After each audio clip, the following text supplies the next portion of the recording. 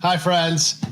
Oh boy, yeah. What are we gonna? It's just me tonight. Well, it's not just. I mean, Josiah's here too, but it's kind of, yeah. My friends left me all alone tonight. I am still trying to pull up Facebook over here, so just bear with me, so I can read your lovely comments, which I love. I'm gonna need them tonight, so please leave your comments down below. Let me know your questions. I can do my best to answer just about anything that you throw at me. I will try. We'll see. Give me a minute. My computer is just not so great over there, so you might have to be on question duty tonight there, mister. I, believe it or not, I actually did some show prep tonight, so I have a couple, 2-3 things that we can talk about. I've got a lot of articles to go through, but as always, I'd love to start the stream by talking about our amazing sponsors. So we have two, API and Beyond Driven Fitness, and our friends over at API. They are a locally made gun bag, and it's an ammo bag, a gun bag. If you want to preserve anything, you put it in an API bag. They have a microenvironment that really just infuses itself into the metal, helps protect, preserve, prolong the life of whatever you're trying to protect, whether that's grandpa's old pistol that he gave you from the war, if it's your hunting rifle that you use every year, you get it all dirty and out in the field, you give it a good wipe down with some oil, metal defense, which they also happen to sell, which is amazing. Put that in there, and that API bag will really protect it. I love them for in the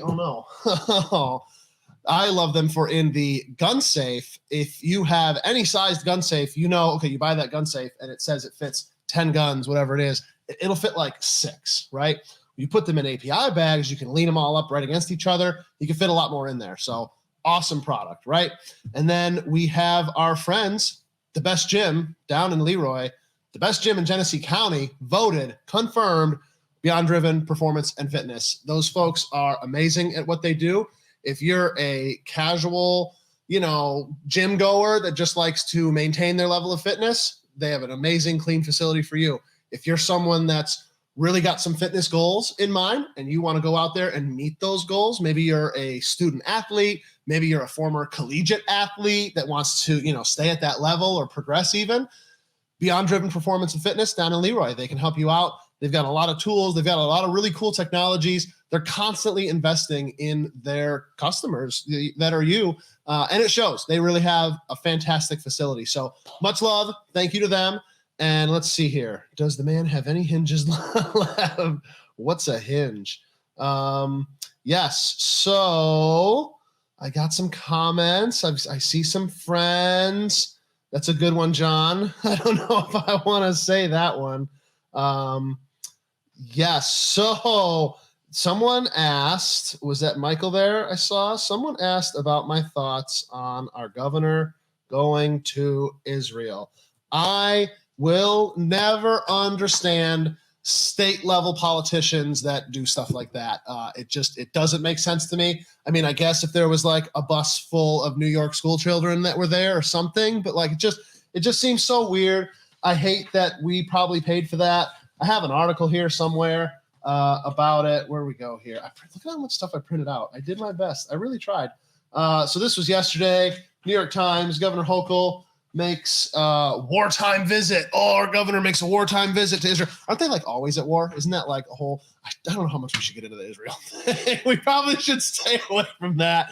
But again, I don't agree with our tax dollars. I'm sure she didn't go over there on her own dime. I'm sure that's not the case. I just disagree with that. There's no point. You know what I mean? Like, that's not what we pay her to do. It's just crazy.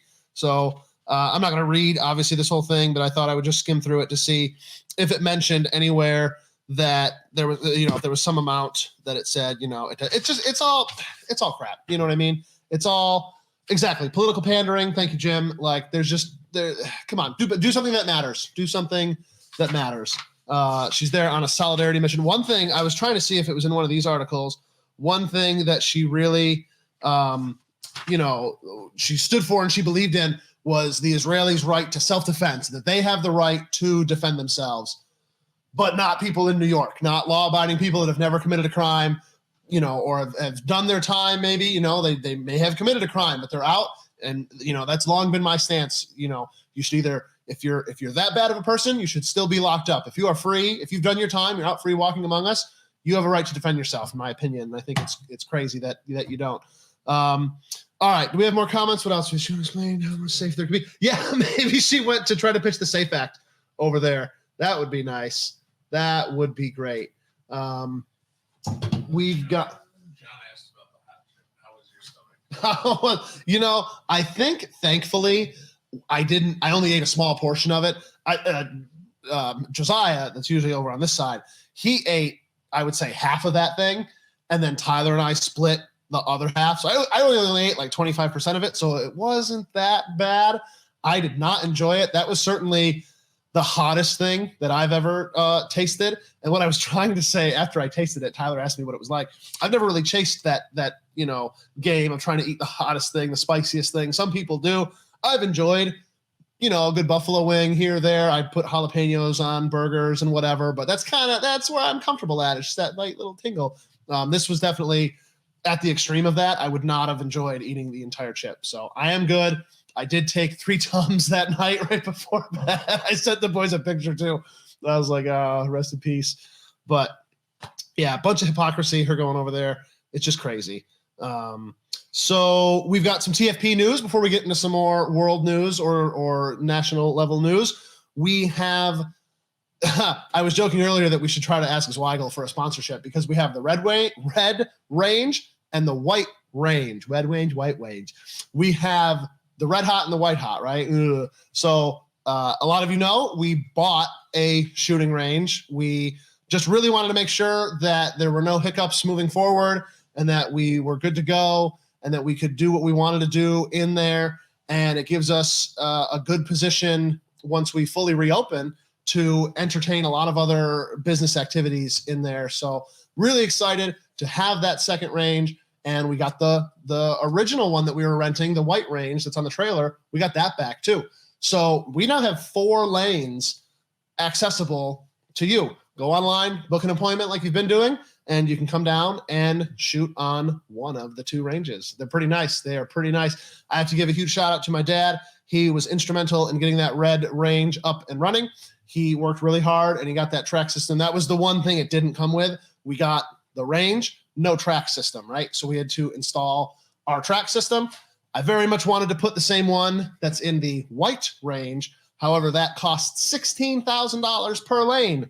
And there's 2 lanes. So we would have had to spend $32,000 some and still install it ourselves to put that range in, which, as nice as it is, our system is a lot more cost effective. So we've got that in there. It works great. We actually made some minor improvements. So you might want to come down compared to the last time you were at the home range of TFP before the fire. We've got a cool improvement to the track that I think is a lot nicer than what we had before. So again, thanks to my dad, Paul. Thank you, Dad. Brett asks a great question. Did you hear that they want background checks on 3D printers? And I can't remember if I printed that one out or not, but yeah, there was a proposal. I don't think I got that one. Oh yeah, here we go. New York proposes background check for 3D printers, latest crackdown effort on ghost guns. Dun, dun, dun. Now, a few of us read through that law the other night when it was posted. The scary thing is the way they wrote that, they're proposing to introduce a background check. The way they wrote it, it says on computers, on 3D printers, and devices capable of making a physical product from a 3-dimensional model, right? So, I mean, obviously that first part, computer. So every computer now you're going to have to do a background check on. I mean, I would argue there's a lot of phones. Most phones could run a 3D printer, I'm sure. I mean, I've messed around with one enough to know once the files are on there, man, you control it from your phone. It's crazy. So we know that they want to get as much control over us as they possibly can. That's been demonstrated time and time again. And this says that the bill sponsored by, I'm not going to butcher their name, but there's a congressperson here in New York. It would require would-be buyers of 3D printers to undergo a criminal history background check And if the check reveals anything that would prevent a buyer from legally possessing a gun, the sale would be barred. You'd not be able to. So there are, let's see here. So they also want to make it a misdemeanor to share the blueprints needed to 3D print such items. So they're literally getting into thought crimes where they're trying to ban information from being shared. These are scary things. No matter how you feel about firearms, these are scary, scary things that your government is trying to introduce. There are Manhattan district attorneys that are pressuring our legislatives to pass these laws. And as any of you know, I mean, how long has the art of machining been around? I mean, John Browning, as crude as his equipment was, look what he was able to produce in the 1800s. If he's not a machinist, I don't know who was. So for well over 200, 300, 400 years, if you have tools, I mean, are they going to ban a file, like a file, a hand file? Because that's all John Browning needed to make the Ma Deuce. I mean, he didn't have a CNC machine. He didn't have the fancy things that we have today, sure. But at some point, I mean, when are you going to draw the line of trying to ban things to solve societal issues? I mean, it didn't work. We tried it with alcohol. Did that fix our societal ills that were, we were plagued by alcohol? No, it didn't work then. These aren't going to work now. Thank you, Brett. You pasted the law there. And what was the question up here? Yeah, Derek, I think the bill is still floating around in committee for a tax per round of ammunition. I mean, think of all the laws that we have. The New York State assault weapons ban, the SAFE Act, the concealed carry, I hate even calling it by its name, the Concealed Carry Improvement Act, right? There's all these bills and laws that we have, and they just have not worked. They've demonstratively not worked, and they just keep doubling down every year. Let's try it. It's kind of like that theory of adding one more lane to the highway. You get these 8-10 lane super highways. It's like, just one more lane, bro. It'll solve the traffic problem. Well, that's not how it works, unfortunately. Another crucial quote. This is from from Forbes. This is an article that came out a couple days ago, I think. Today. Sorry, this article came out today. Technology has made it possible for anyone with a few $100s to create dangerous weapons and firearms in the comfort of their own home. Take that same argument about this piece of technology right here. Technology has made it possible for anyone with a few $100s to create dangerous thoughts and criticize their government from the comfort of their own home. Again, absolutely ridiculous. I think any kind of legislation that's banning tools and equipment that are used literally every day by tens, if not hundreds of thousands of people to build all sorts of things across the country. And not only that, you have a fundamental right to self-defense. You have a natural right to self-defense as a human, and they're trying to take that away from you. Another limit. Now you have to buy one from a store. You cannot make your own firearm in New York anymore without getting an FFL involved, a manufacturer involved who can take care of you, put a serial number on it, do a background check on you, all that jazz. So they've pretty much commercialized the right to self-defense, which, I'm standing up here, obviously, as a capitalist. I own a small business. I should be, like Kevin O'Leary from Shark Tank, Mr. Wonderful, right? I should be up here applauding that. Like, oh, the government has made this racket where you have to come to me to take care of your rights. I should be happy about that. I'm obviously quite furious about it. I like helping you. I like, knowing that, say, Glock or Shadow Systems or any of these companies, they make a better product than I could make in my garage, or probably you could make. Maybe not. Some of you are pretty talented. But regardless, I think it's absolutely crazy that the government sees people that have less money and less opportunities. They want to get a 3D printer so that maybe they can help defend themselves from things that are going on in this country that the government can't help them from, and the government wants to stop them. Absolutely ridiculous. Let me know what you think.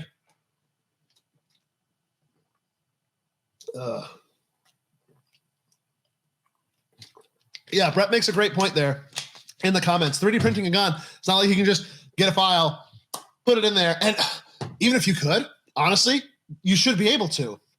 There are still laws on the books that are saying, they're like, it's still illegal to murder people. And most people still have a moral compass, no matter how easy it is to access these items. I just think it's absolutely ridiculous that they want to ban the files. That's really what's gotten me upset, is reading in that article that they're proposing to ban and make it a misdemeanor to share information. That's scary. That should scare you. And yeah, getting them to print properly is very difficult. It's not as easy. It's the same thing. I mean, you can't just go buy a Bridgeport and think you're putting Glocks out on the other side of it. I mean, could you do that? Sure. But that takes a little bit of skill. Same with the 3D printer, same with anything. But my point still stands. Even if it was, Star Trek universe, and you got a replicator, you just boop, boop, boop, push a button, and there it is. That should be your right. I firmly agree that there should be a right. I've got some more great articles. This came out, let's skip that one. That one's too old. Supreme Court, again, lets Biden's limit on ghost guns stand. The Biden administration, the Supreme Court reiterated on Monday that the Biden administration may continue to regulate ghost guns, kits that can be bought online and assembled into untraceable homemade firearms, while appeals move forward. And again, it's kind of like the whole car registration. I think it's all just part of the grift. It's part of the racket. They admit right there that all they care about is that they're untraceable. And tracing the firearm has never prevented a crime or a murder. It's already happened. We can, okay, sure, it finds out who did it afterwards. I don't know how effective that system is, how many murders or crimes are solved by that system, but it didn't prevent anything. It didn't stop anything right there. There were some lower courts. There was a court in Texas that there was an emergency injunction, blah, blah, blah. Yeah, the regulation was issued last year by the ATF. It broadened the Bureau's definition of firearm, the Gun Control Act of 1968, which a lot of us in the gun industry have had a huge problem with the ATF just, self-regulating and just, we can just change the definition. We can just do whatever we want. It's kind of goes along with the laminator law, where if you're in a public building and they've made a little sign that says you can't do this, you can't photograph here, right? And they laminated it, they put it on a sign, it's got to be a law. It's no, it's not a law. You're just deciding that you can do these things and no one stands up against you. Well, here we are. I'm standing up. But Supreme Court didn't like it, or did like it. I don't know. What do we got over here? Did you see any good questions come through yet that I haven't talked about? Oh yeah, here we go. So there's two different questions there. And if you have tried to buy ammo lately, specifically 5.56, it's tough. We have some. There's not going to be much more besides what we have left. The distributors are pretty much out right now. If you didn't hear, Lake City, which Lake City is a massive facility, almost like a campus, really, that is actually owned by the government. It was set up either in World War I or II, and the U.S. government built it and ran it for a number of years. And then heading into Vietnam with the military reduction and all that kind of stuff that they went through, they privatized a lot of it. So the military, the government, we still own the facility. We rent out the rights, or however it works. Companies pay for the rights to get the contracts, or they get the contracts to make the ammo. And then traditionally how it's worked is anything that they make over, the government says we want this amount of ammo through the plant a day. And if they can put out extra, they can just sell it, right? And that's like Winchester. It flip-flops back and forth. It's been Winchester. It's been Federal. It goes back and forth every few years. I think right now, I'm not sure who had it, but they've basically stopped civilian sales. I don't know, purely because of Ukraine, purely because of Israel, a mix of a couple different things there. They've stopped sales to the civilian market right now. So all of the production at Lake City is 100% going to the U.S. military, either stockpiling it or going overseas. So that's one big hiccup. And that's your XM193. That's your 55 grain, ball ammo. That's, relatively speaking, the cheapest stuff that you're going to buy that's decent ammo, right? So that kind of sucks. And then we've also got in industry news, I got a whole pile. Again, look at how good I was. I printed out a whole bunch of stuff for y'all. Got a lot of stuff to talk about.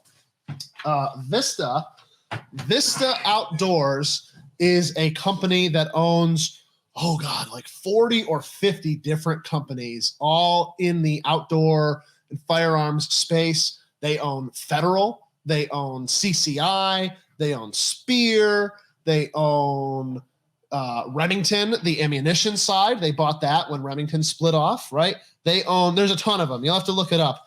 They have decided maybe a month ago, they decided they wanted to split because the company is kind of split already. There's a lot of, again, obviously like ammo and hardcore like gun companies. But then they've also got like helmet companies and like definitely more sport and outdoor company. Camelback is a big one. There's a few other ones in here that you'd recognize. Camp Chef, Sims Fishing. So they have, again, Bushnell, right? So they have a big like sporting market and then a big like ammo market. So they were already going to split those two apart. And it turned out there's a company called the Czechoslovak Group, CSG for short, which is from the Czech Republic. And they are buying the ammo portion of Vista for $1.91 billion with a B, 1.91 billion, $2 billion basically. And that's going to happen over the next few months. I think this doesn't finalize until, to the close in 2024. There's obviously a lot of stuff with it, with a big acquisition like that. It's a huge thing.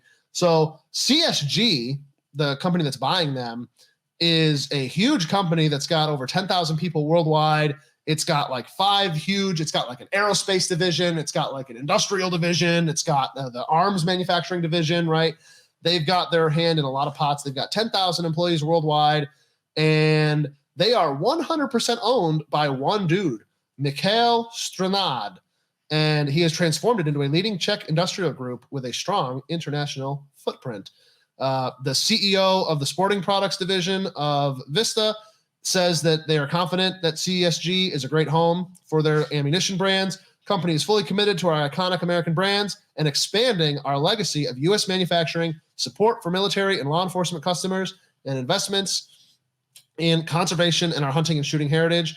They will work closely with their team as they move forward and transition the brand for long-term success. So I hope that's good for the industry. It does seem like this is, I guess it would be like if like Raytheon or like Northrop Grumman bought it in America. They're kind of you're exchanging, I guess, a heartless, soulless megacorp for potentially another one. I don't love that these classic American companies are being bought by foreign companies. I mean, that does kind of suck, but hopefully, like the recent purchase of Barrett by an Australian company, hopefully the love of the Second Amendment. I've noticed that the love of the Second Amendment flows almost like harder or better in non-Americans sometimes than people over here. A lot of the immigrants, look at Henry. The owners of Henry are immigrants right off the boat here to America, and the Second Amendment is like one of their favorite things about it. So hopefully this acquisition of Vista by CSG is the same, and hopefully we can see some normalcy in the gun industry. So in a positive bit of news, SIG a few days ago announced that they are expanding their ammunition facilities as well in Jacksonville, Arkansas, and they intend to add over 600 jobs and a $150 million expansion at their Jacksonville, Arkansas plant. It's in a suburb of Little Rock, or in the suburb of Little Rock. Currently employs 348 people. So they're going another six. They're going to be almost 1,000 people there making ammo.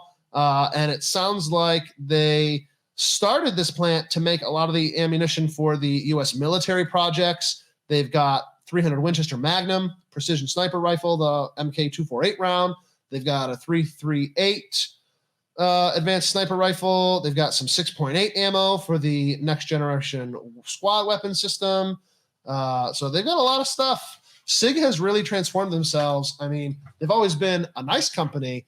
They did not have a huge U.S. presence until maybe 15 years ago. And it'd be cool. Someone should someday do it like a case study on, who did they hire? What decisions did that person make? Like they put the right people over here. It'd be cool to see kind of a behind the scenes of how they came to become just a powerhouse in the industry. So that's pretty cool. What else we got? I've been talking for a while. We got some questions. We got over here. Oh, okay. Mom makes a good one here. My mom. Thank you, Mom.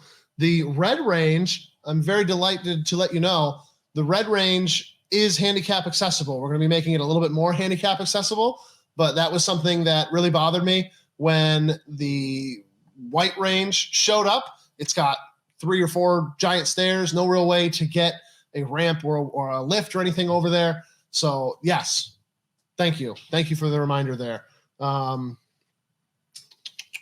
You see any other questions there that There's a question about legality of just construction of firearms in general. from George? Yeah. So, yeah, I mean, I get you, George. I'm with you. The current, unfortunately, yeah, there is a law in New York. You're federally speaking, you are correct. In New York, though, there is a law that you can't. There's a law banning privately made firearms. That basically, if you build a firearm in New York, it has to become serialized by an FFL, who then has to do a background check on you. So, check into that one.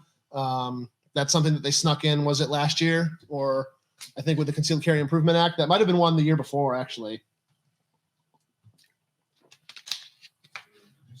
That's Tim Kerstetter earlier about FOIA New York State. no. Can you bring that up? That's tough.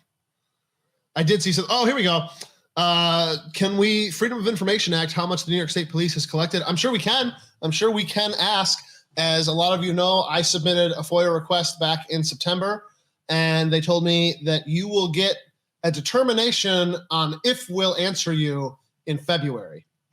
That's not we'll give you the information you requested. That's you'll get your answer on if we will or not in February. So I think it's worth submitting FOIA requests. I think we need to hold our government accountable, but that's definitely something that's a long-term play, at least with the state police. They need to hopefully invest some of that money that they're making on us doing all these background checks in their FOIA department. But so going back to ammo, and unfortunately this is a sad story out of Hornady. A lot of people have probably heard that there was an accident, a tragic accident, an explosion, a fire, and tragically a woman lost her life at the Hornady plant, and a few other people were injured. So this is a statement directly from their social media, and it says that Hornady mourns following their fatal incident. Hornady is devastated following a fatal incident that took the life of an employee in the Primer manufacturing facility. We are devastated for our employee, their family, and loved ones, as well as the entire Hornady team. We are working with all agencies to investigate the cause. This production incident was isolated to our Primer facility and did not impact any of the manufacturing facilities.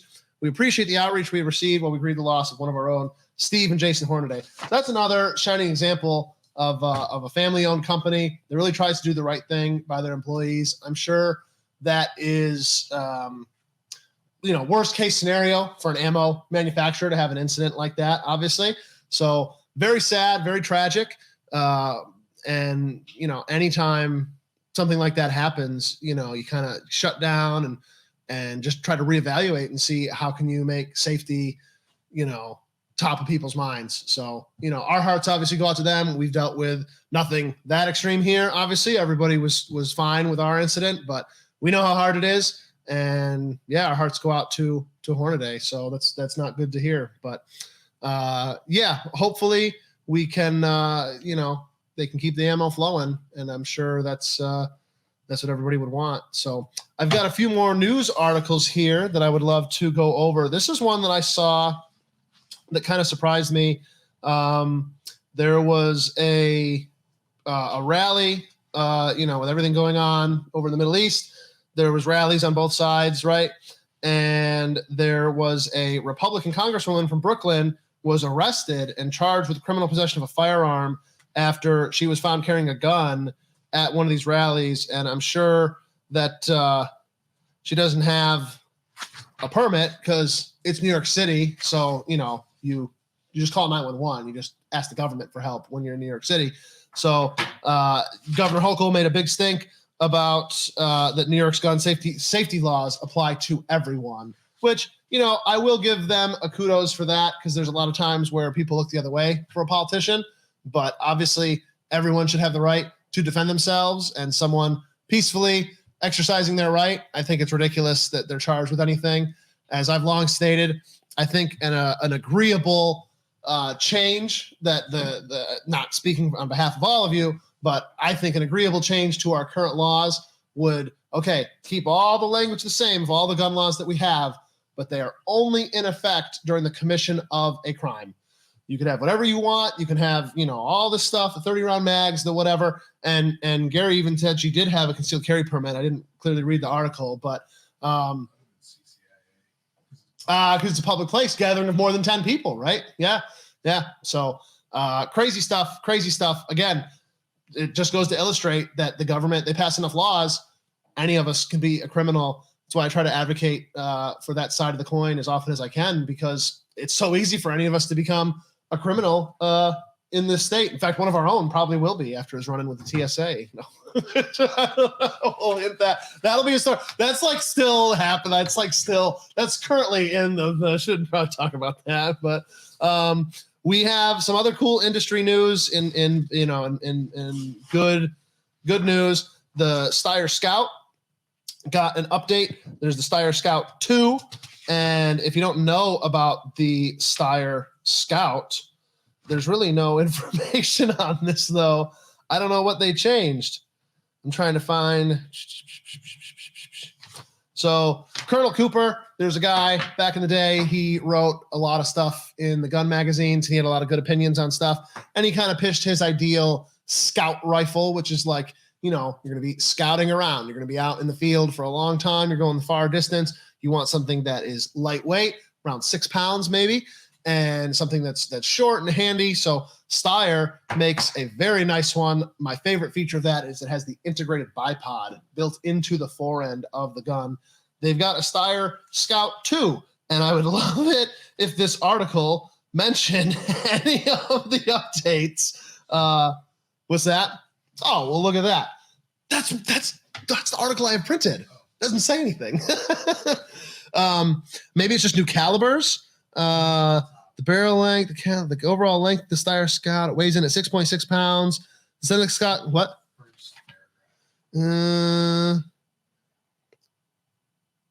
Okay, a new aluminum chassis receiver. I don't want to read. I was elected to lead, not to read. Okay, so there's a new aluminum chassis receiver with an integrated bedding block, full-length pick top rail, and M-lock slots. Okay, so not that cool, but I mean, that is pretty cool. I like the full-length pick rail, actually, because on the old one, you only had a good, 10 slots maybe, and depending on your optic, it was just enough. And nowadays, a lot of people are mounting lasers and all sorts of doodads on their guns, so that's cool that they have that. So come out and check one of those out. And I thought I saw on Facebook the range. Yes, we did get the range running again, Doug, and we actually have two ranges. So we have 4 lanes total. So you should come and check it out. And the last bit of industry news was came out, I think today or yesterday, the Smith & Wesson Response carbine. So it does kind of look like just another AR. It's in pistol calibers. And I think it's neat the way they designed the magazine well. You could take the whole thing out of the gun, basically off the receiver, swap it out to a different magazine well, which is pretty cool. Again, kind of just getting into the ultimate modularity where you can get almost whatever standard pistol mag you want in there. I'm sure there's going to be a lot of kits coming out on all sorts of good stuff. So I do have to mention that we are on a lot of other platforms, not just YouTube. This is where we do the show live, which is a lot of fun. You can interact with us and ask your questions, and it's off the cuff and it's raw, and we're going to do it live, right? But we do upload this to Spotify. We upload this to YouTube. If you want to see some funny edits that Tyler has been doing lately, he's got a very good one of the one chip challenge from last week. He edited that video very well, and you don't have to watch the whole hour live stream. You can just watch this, what is it, like a 3 or 4 minute video, and you get the best bits of it. So that's always pretty fun. We also have a merch store. So I know times are tough right now, but I think we have some pretty cool merch up there, including that little guy up there in the corner. We've got our Mothman Halloween logo. You can get that on a shirt. It's only available on our merch store. So check that out. You can find the link hopefully in the chat here maybe, or on our website for sure. And what else do we have here? We've got some classes coming up. So we're doing our pistol permit class like normal. It's on a Saturday and a Sunday.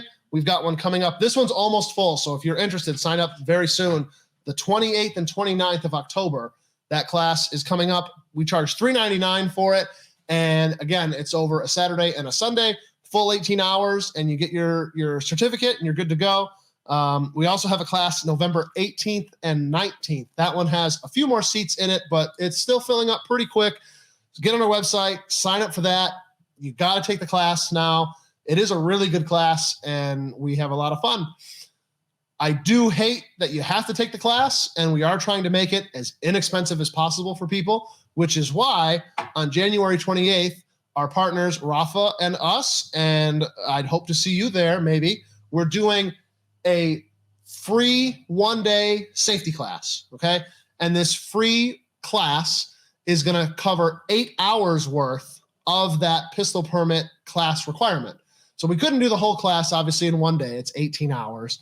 But we wanted to give away what we felt was a lot of the most important information, the New York State laws, a lot of basic gun safety information, how to deal with law enforcement, what's going to happen if you use your gun in self-defense, a lot of very important and sometimes touchy subjects. We're talking about suicide prevention topics and things like that. So January 28th, put it on your calendars, tell your loved ones, we're doing a free gun class at the Kodak Center, the Kodak Center on 104. We rented it out for the whole day, January 28th.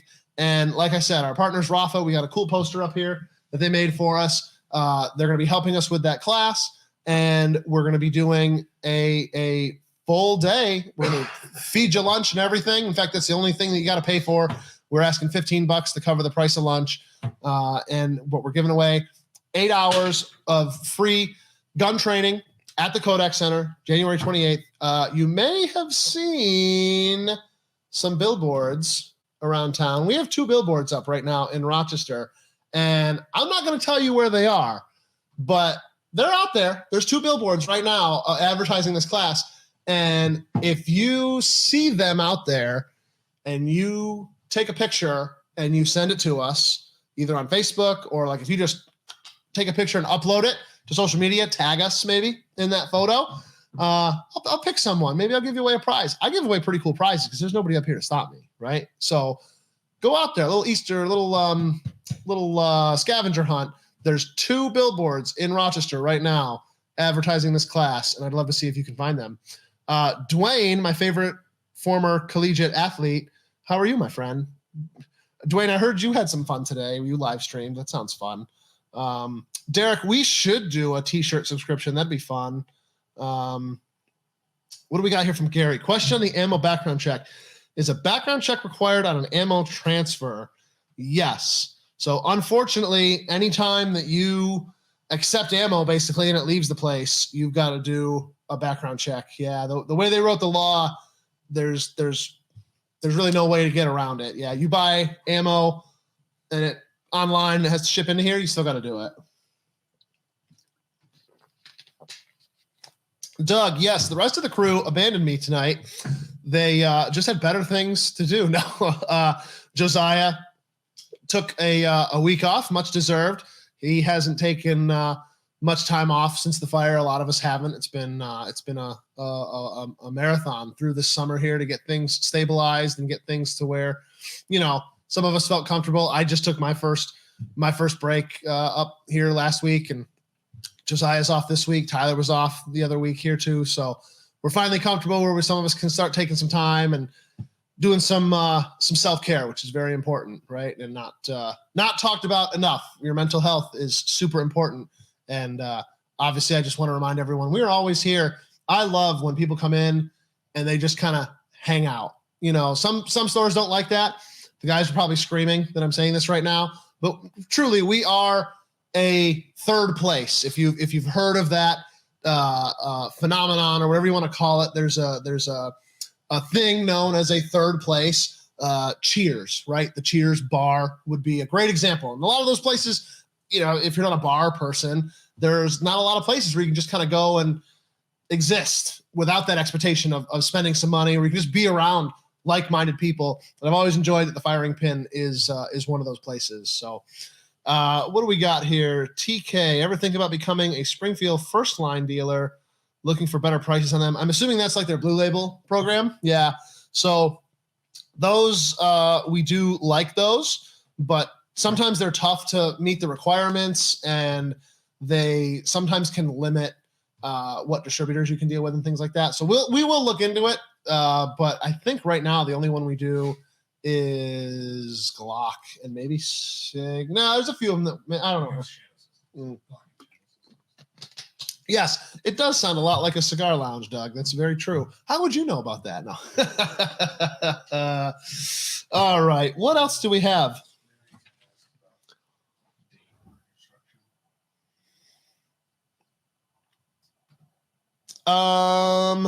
Nothing yet. I don't want to put out a firm date yet. Soon. I know I've said that since probably July, but soon. Doug, is there a limit on how much ammo you can buy? No, there is not. Although I had some issues yesterday with the background check system. It kept crashing. Some poor guy had to type his stuff in 3 different times to get it to finally go through. The system just kept crashing. And I finally, on the 3rd attempt, I had Nick's, like their technical support on the phone. And I was like, why is your system crashing? Like, you're causing me a lot of frustration. And, I want to let you know that I'm mad, basically. And so they were like, oh, well, sir, how many tabs do you have open? And I was like, oh, okay. And she's going through and she says, oh, another thing. Did you put in the amount of rounds in the box where you're supposed to type like how many different, if you're buying like 3 different kinds of ammo, you're supposed to type it. Their system is so dumb. She's like, yeah, one guy, he was selling 3 boxes of ammo. So there's 150 rounds, and he typed 150 into that box instead of 3 boxes of 50. He typed in 150, and it like crashed the system for him.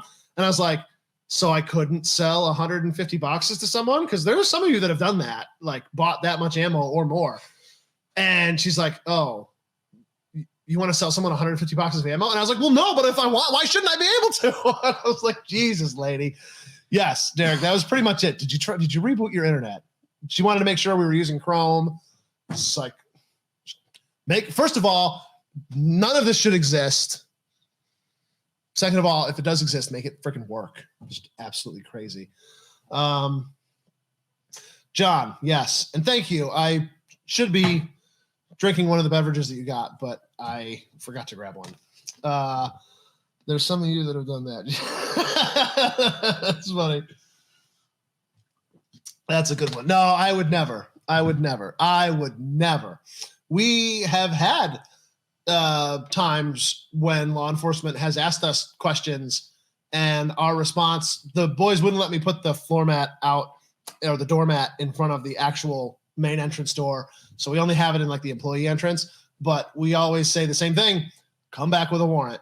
So we definitely are not going to be a Liberty Safe type of company where we just roll over if someone asks for your information.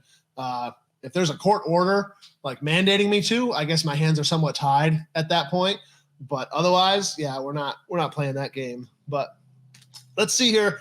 If you have any other questions, please let me know. I'm probably going to be cutting it short because there's only so much that I can talk before I can't stand it anymore. I just can't stand myself. So, who's spamming the hearts? Probably Dwayne.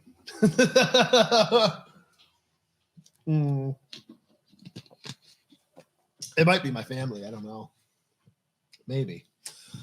All right, my friends. What else we got? Is there anything else that I missed? I can't think of anything. I think I printed out so many papers. We got a lot of free stickers like this one. Make sure you come down, get your free stickers. We've got our cool Mothman Halloween sticker. He's free. Thank you.